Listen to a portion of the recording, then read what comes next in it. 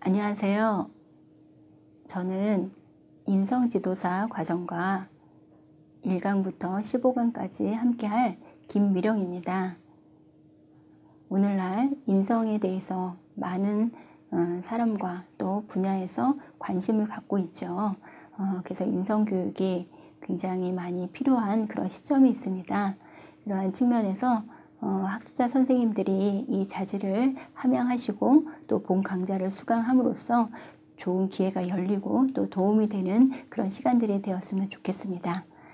그러면 힘차게 인성지도사 과정을 시작해 보도록 하겠습니다. 오늘은 그 첫 번째 시간인데요. 먼저 저희 강의 목차를 살펴보시겠습니다. 1강부터 15강까지 구성을 했는데요. 우선 1강, 2강, 3강은 성숙한 사회와 좋은 시민에 관한 개념을 한번 짚어보면서 인성 회복을 위한 국가적인 비전과 실천 과제, 그리고 인성과 인성교육의 개념 등을 짚어보는 시간을 마련할 계획입니다. 그리고 5강, 6강, 7강은 인성교육의 핵심 덕목과 핵심 인성 역량, 그리고 또 인성교육 개념의 전통적인 이해를 살펴볼 예정이고요. 7강에서는 윤리학적 접근을 가지고 이야기를 나눠보도록 하겠습니다. 그리고 8강, 9강은요, 어떤 이론적인 또 배경 지식을 가지고 다루는 부분인데요. 인성 발달의 핵심으로 또 도덕성 이론과 또 인성교육의 포괄적인 접근 방법에 관해서 이야기를 나눠보도록 하겠습니다. 그리고 10강부터 13강까지는요, 학교에서의 인성교육을 가지고 주제들을 정했는데요. 이 부분을 좀 더 세세하게 다뤄보도록 하겠습니다. 그리고 14강에서는 인성교육의 실전 프로그램을 설계해보는 그런 시간을 가질 예정이고요. 15강 마지막 강의에서는 인성지도사로서의 자질과 역량을 다루고, 그리고 1강부터 15강까지 배웠던 부분들을 총체적으로 복습하는 그런 시간을 가지려고 합니다. 그러면 오늘 첫 강의 제1강 시작을 해보도록 하겠습니다. 오늘 다뤄질 주제는 성숙한 사회와 또 좋은 시민에 관한 이야기를 해볼 텐데요. 오늘 다룰 내용들을 하나하나 짚어보도록 하겠습니다. 우선 성숙한 사회란 무엇인지 한번 개념을 짚어볼 예정이고요. 그리고 성숙한 사회의 조건, 그리고 우리 한국 사회의 성찰과 인성교육에 대해서 다뤄보도록 하겠습니다. 첫 번째로 성숙한 사회의 의미란 무엇인지 여러 학자들의 이야기들을 한번 가지고 이야기를 해보도록 하겠습니다. 엘빈 토플러라는 미래학자이면서도 저널리스트인데요. 학습자 선생님들 가운데는 이분의 이름을 들어본 적이 있으신 분도 계실 거예요. 이분이 1980년대에 제3의 물결이라는 책을 통해서 앞으로의 사회와 시대를 예견을 했는데요. 어떤 이야기들을 했는지 한번 살펴보도록 하겠습니다. 우리 인류는 농경 기술을 발견한 이래 1만 년의 그런 시대를 우리 제1 물결이라고 이야기를 했고요. 그리고 산업혁명에 의한 기술 혁신으로 제2의 물결을 지나서 제3의 물결이라는 대변혁을 맞이했다라고 했습니다. 엘빈 토플러가 제3의 물결이라고 했을 때 이 제3의 물결은 정보와 또 지식의 혁명을 이야기합니다. 이제 21세기로 넘어가서 이와 비슷한 얘기를 한 학자가 있는데요. 바로 클라우스 슈밥이라는 분이에요. 이분은 경제학자이고요. 2016년 스위스 다보스 포럼, 이 포럼은 경제 포럼인데요. 그 포럼에서 21세기를 앞으로의 시대를 제4차 산업혁명 시대라고 명명했던 분이 바로 클라우스 슈밥이라는 분입니다. 그래서 이 다보스 포럼 그 미래 고용 보고서에 2020년에 요구되는 교육 목표로 5가지를 제시를 했는데요. 5위부터 1위를 살펴보면 다음과 같습니다. 우선 5위는 협업 능력인데요. 협업 능력이라고 하면 사람과 사람 사이의 협업뿐만 아니라 앞으로는 기계, 예, 우리가 AI라고 하는 인공지능이죠. 그래서 그러한 기계와의 협업 능력이 여기에 포함이 되고요. 그리고 사람 관리 능력, 이런 것들이 앞으로 시대에 필요한 그런 역량이다라고 이야기를 하고 있습니다. 그리고 창의력, 이 창의성과 관련된 이러한 역량이 필요하다라고 이야기를 했고요. 두 번째로는 비판적인 사고를 이야기를 했습니다. 비판적이라 사고라는 것은 어떤 것에 대해서 반대 의견을 내는 것이 아니라 당연한 것에 대해서 의심을 해보는 그런 사고를 우리가 비판적인 사고라고 이야기를 해볼 수가 있겠습니다. 그리고 제1위로 꼽은 역량은 복잡한 문제를 푸는 능력인데요. 우리가 복잡한 문제 하면 학습자 선생님들은 무엇을 떠올리십니까? 복잡한 수학 공식 이런 것들이 떠올려질 수 있는데요. 여기서 복잡한 문제라는 것은 뭐냐면 우리가 기계의 도움을 받아서 앞으로 시대에는 어떤 수치라든가 데이터라든가 이런 것들을 기계에 100% 의존하는 시대가 온다라고 하죠. 그래서 앞으로의 시대에는 빅데이터 시대라고도 하는데요. 그런 것들은 기계의 프로그래밍을 해서 그런 것들을 또 해결할 수가 있지만 기계가 할 수 없는 그런 것들이 있는데 인간만이 할 수 있는 그런 것들을 우리가 복잡한 문제라고 말씀드릴 수가 있겠습니다. 그래서 이러한 복잡한 문제를 푸는 능력이 앞으로 21세기에 필요한 역량이다라고 이렇게 정리를 해볼 수가 있겠습니다. 성숙한 사회에 대해서 또 다르게 이야기했던 학자가 있었는데요. 이 가보라는 학자는 성숙한 사회라는 것을 다음과 같이 정의를 했습니다. 뭐라고 정의를 했냐면 오직 양적인 확대만을 추구하는 그런 경제 성장이나 그에 의존하는 대량 소비 사회 대신에 높은 수준의 물질 문명과 공존하면서도 정신적인 풍요 또 생활의 질적 향상을 최우선시하는 그런 평화롭고 자유로운 사회를 일컬어서 성숙 사회다라고 이야기를 했습니다. 그래서 이 성숙한 사회에 있어서 가장 중요한 잣대는 과연 무엇일까? 우리가 한번 질문을 해볼 수가 있겠죠. 학습자 선생님들은 성숙한 사회가 되기 위해서 기준이 되는 게 무엇이라고 생각하십니까? 그 국가의 뭐 경제력일까요? 아니면은 군사력일까요? 사실 우리가 어떤 이제 사람을 두고 인격이 훌륭하다라고 말할 때 그 사람이 가진 어떤 재력이라든지 어떤 권위, 힘 이것들이 있는 사람을 가지고 인격이 훌륭하다라고 얘기하지 않죠. 그래서 성숙한 사회는 국력은 있어도 국격, 시민의 품격 또는 문화적인 품격이 없는 그런 사회나 나라를 우리가 성숙한 사회라고 부르지 않습니다. 그래서 우리는 이 성숙한 사회라는 개념을 다시 한번 생각해 봐야 되는데요. 이런 성숙한 사회의 의미는 품이 있고 또 교양이 있고 또 예의가 있는 좋은 시민으로 구성된 사회여만이 성숙한 사회다라고 정의를 내려볼 수가 있겠습니다. 이때 예의라는 것은요, 아랫사람이 윗사람에게만 갖출 수 있는 그런 품격이 아니라 동등한 어떤 동년배 사이에서도 예의를 갖춰야 되고요. 나보다 또 아랫사람에게도 갖춰야 할 예의가 있죠. 그래서 전방위적으로 필요한 그런 것이 예의라고 말씀드릴 수가 있겠습니다. 그리고 긍정적인 상호작용이 필요한데요. 긍정적인 상호작용이란 공감, 소통, 배려, 나눔 이런 것들을 우리가 긍정적인 상호작용이라고 할 수가 있고요. 거기에다가 정의를 바탕으로 또 공동체적인 유대감과 신뢰관계가 구축된 사회 이런 사회를 우리가 성숙한 사회다라고 이야기를 해볼 수가 있겠습니다.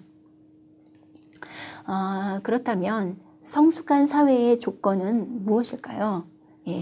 우리 교재에서는 두 가지로 제시를 하고 있는데요. 그 하나가 성숙한 구성원입니다. 두 번째로는 성숙한 사회 풍토를 얘기를 하고 있는데요. 우선 먼저 성숙한 구성원을 이야기해 보겠습니다. 성숙한 구성원은요, 다른 말로 좋은 시민이라고 얘기를 해볼 수가 있겠어요. 성숙한 사회를 만들기 위한 구성원의 핵심 자질은 그럼 무엇일까요? 그것은 이제 바람직한 인성이라고 말씀드릴 수가 있겠습니다. 바람직한 인성을 갖춘 사람이란, 다시 말해서 우리가 될 수 있는 가장 좋은 사람을 우리가 바람직한 인성을 갖춘 사람이다라고 말할 수가 있겠죠. 그래서 이러한 성숙한 구성원, 좋은 시민이 되기 위해서 갖춰야 할 두 가지 역량이 있는데요. 저희 교재에서는 두 가지로 제시를 하고 있습니다. 하나는 도덕적인 덕성이고요.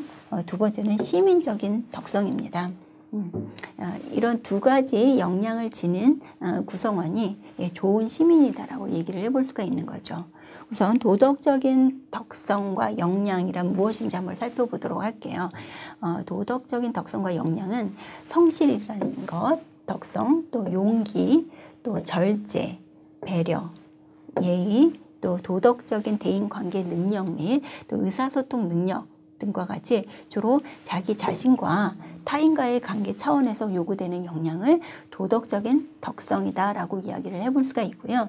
시민적인 덕성은 인권 존중, 준법, 또 협동, 사회적인 책임, 또 정의, 공동체 의식, 또 환경윤리 의식 등과 같이 주로 공동선에 대한 그런 관심 및 공적인 영역에서 책임과 의무를 이행하는 데 필요한 역량을 시민적인 덕성이다라고 이야기를 해볼 수가 있겠습니다.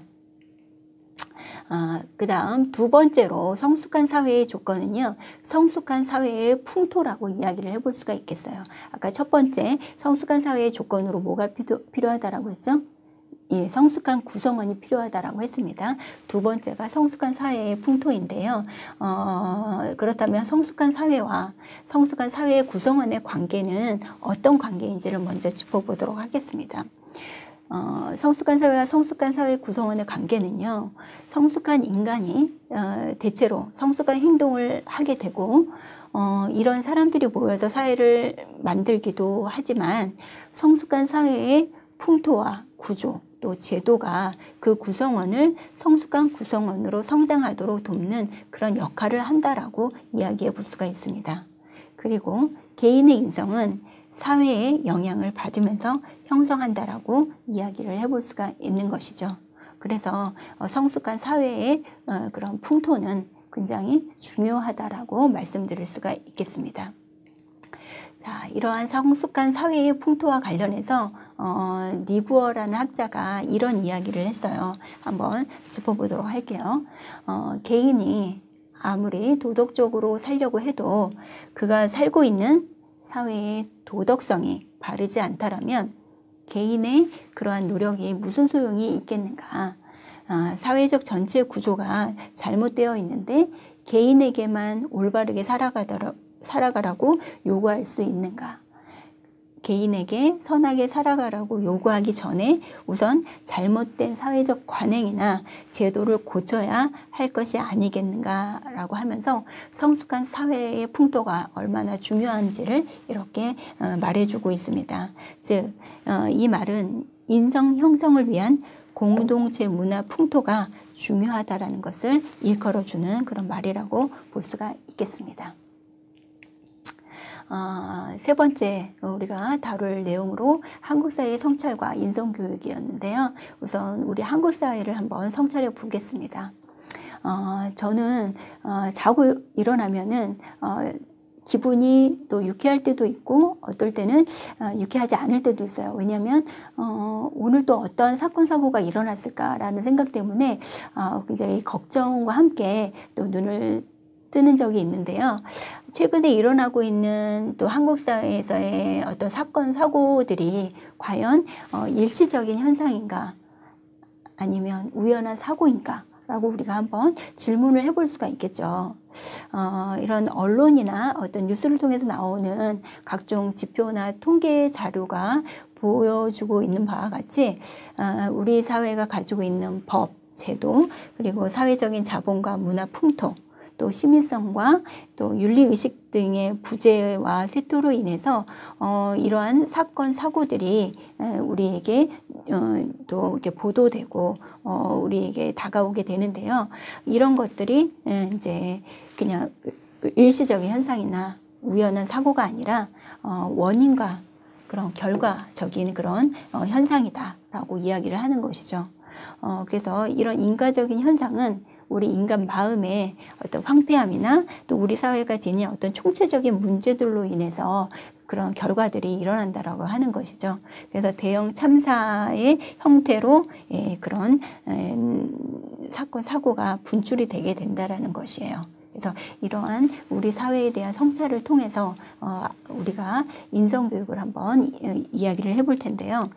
우리 한국 사회에서 인성교육이 언제부터 또 논의되어지고 전개되었는지를 한번 하나하나 짚어보도록 하겠습니다. 우선 인성교육은 1995년 5.3일 교육개혁에서 또 다뤄진 그런 개념인데요. 이때 초중등 교육의 목표를 다음과 같이 제시를 했습니다. 무엇이라고 제시를 했냐면 학습자의 다양한 개성을 존중하고 인성 및 창의성을 최대한 신장시키는 교육체계를 갖춤으로써 모든 학습자의 잠재 능력이 최대한 개발되도록 한다라고 되어 있어요. 학습자의 잠재 능력은 어떻게 보면 창의성과 관련된 내용인데 거기에 인성이라는 부분을 복합시켰죠. 그래서 이 인성에는 도덕성과 또 사회성, 또 정서를 포함하는 그런 개념으로 우리가 이해를 해볼 수가 있겠습니다. 자, 두 번째로 인성교육에 대해서 이야기를 했던 것은 2009년에 개정됐던 교육과정을 통해서 인성교육에 대해서 강조하고 있는 부분들이 있었는데요. 2009년 개정 교육과정에서 국가 경쟁력의 핵심으로 두 가지를 제시하게 됩니다. 그 중에 하나가 지식 정보의 생산력이고요. 그리고 두 번째가 사회적 자본인데요. 지식 정보의 생산력을 향상하기 위해서 어떤 교육을 강화해야 된다라고 했냐면 창의성 교육을 강화해야 된다라고 했습니다. 그리고 사회적 자본을 또 확대하기 위해서는 어떻게 해야 되냐 하면은 인성교육을 강화시킴으로써 사회적 자본을 확보해야 된다라고 이야기를 했습니다. 이 사회적 자본은 다른 말로 우리가 인적 자본이라고 얘기를 해볼 수가 있겠고요. 이 인적 자본은 앞에서 얘기했던 성숙한 구성원, 다른 말로 좋은 시민이라고 이야기를 해볼 수가 있겠습니다. 이렇게 2009년 개정 교육과정에서 국가 경쟁력의 핵심으로 지식 정보의 생산력과 사회적 자본을 강조하면서 창의성 교육과 인성 교육을 표방하게 되는 것을 우리가 알 수가 있겠습니다. 자, 그다음 세 번째로 2009년 개정 교육과정이 부분 개정되는 때가 2011년도인데요. 이 교육과정에서는 어떻게 이야기를 했냐면 모든 교육활동을 통해서 인성교육을 실천할 수 있도록 교육과정을 재구성해야 된다라고 이야기를 했습니다. 그래서 자세하게 그 부분을 짚어보도록 할게요. 초, 중, 고등학교에서 유기적으로 연계된 인성교육이 이루어질 수 있도록 학교 급별 교육 목표에 인성교육 요소를 반영해야 한다라고 얘기를 했고요. 그리고 인성 및 공공의식 함양을 위한 학교 문화 선진화 방안과 또 학교 폭력이나 따돌림 없는 그런 학교를 만들기를 추진하게 됩니다. 그리고 세 번째는 학교폭력 예방 및 대책 5개년 계획을 수립하게 되는데요. 2010년부터 2014년까지 1차 계획이 들어가고 또 그 이후에 2차 계획으로 이렇게 들어가게 됩니다. 그리고 학교폭력 근절 종합대책이 이제 2012년에 나오게 됩니다. 이렇게 또 한국 사회에 있어서 인성교육이 좀 심화적으로 전개되는 모습을 이렇게 볼 수가 있습니다. 마지막으로 인성교육의 어떤 하이라이트라고 말씀드릴 수가 있겠는데요. 인성교육 진흥법입니다. 인성교육을 법적으로 이렇게 제도화한다라는 지구상에서 저희 대한민국이 유일무이하지 않나 생각이 드는데요. 2014년도에 국회 법안을 통과를 해서 2015년 1월에 공보를 하고 그 당해 7월에 인성교육진흥법이 시행이 됩니다. 이러한 인성교육진흥법의 목적은 무엇이냐면 건전하고 올바른 인성을 갖춘 그런 시민을 육성하는 것인데요. 이 인성교육진흥법에서 제시하고 있는 또 표명하고 있는 인성교육의 개념을 한번 살펴보시면 자신의 내면을 바르고 건전하게 가꾸며 타인, 공동체, 자연과 더불어 사는 데 있어서 필요한 인간다운 성품과 역량을 기르는 것을 목적으로 하는 교육을 인성교육이다라고 제시를 했습니다. 이렇게 여러 가지 전개를 통해서 우리 한국 사회에서 인성교육을 이렇게 논의를 했구나라는 것을 알 수가 있을 텐데요. 그렇다면 한국 사회 인성교육의 방향은 앞으로 어떻게 가야 할 것인지에 대해서 살펴보도록 하겠습니다. 한국 사회의 인성교육의 방향은요. 21세기가 요구하는 인성교육의 방향이라고 말씀드릴 수가 있겠는데요. 건전하고 바람직한 인성을 함양할 수 있도록 지속적이고 또 체계적인 인성교육을 활성화하는 그런 방안이 마련되어야 함을 우리가 인성교육의 21세기의 방향이라고 말씀드릴 수가 있겠습니다. 그리고 우리 사회가 추구하는 사회는 바로 어떤 사회라고 했죠? 성숙한 사회가 되는 것이고요. 그 근간은 인성교육에서 찾아볼 수가 있겠습니다. 인성교육이 구체적인 결실을 맺기 위해서는 어떤 노력을 해야 되냐면 장기적인 어떤 비전, 국가적으로 어떤 교육 과정이라든지 그런 것을 통해서 어떤 비전을 세우고 실천 전략을 수립을 해서 지속적으로 실행해 나가려는 그런 노력들이 필요하다라고 말씀드릴 수가 있겠습니다. 그럼 오늘 다룬 내용을요, 문제를 통해서 확인해 보는 시간을 갖도록 하겠습니다.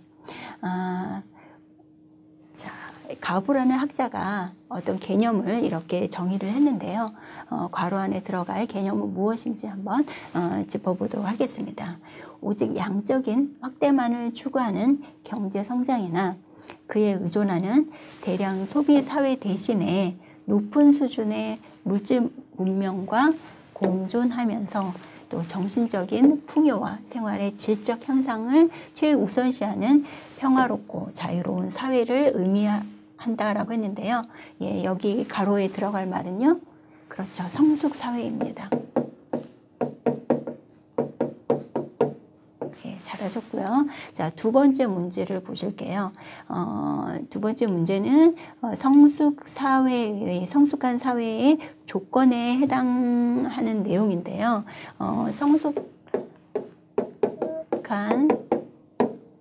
사회의 조건 중에 하나가 성숙한 구성원이 하나 있었고 다른 하나가 뭐가 있었죠?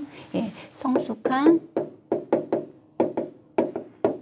사회 풍토가 있었습니다. 예, 이때 성숙한 구성원이란 다른 말로 뭐라고 했죠?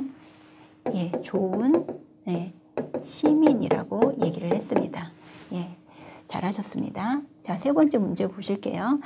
이러한 성숙한 사회의 조건으로서의 성숙한 구성원이 되기 위한 두 가지 역량이 있다라고 했죠. 예, 한 가지는 뭐죠? 예, 도덕적인 덕성이었고요. 두 번째는 시민적인 덕성이었습니다. 예, 아주 잘하셨습니다. 자, 네 번째 문제 보실게요. 우리 한국 사회에 있어서 인성교육의 전개의 과정을 묻는 그런 문제인데요. 2009년 개정 교육과정에서 국가 경쟁력의 핵심을 이 교육과 이 교육으로 제시하였다라고 했는데요. 어떤 교육이죠? 그렇죠.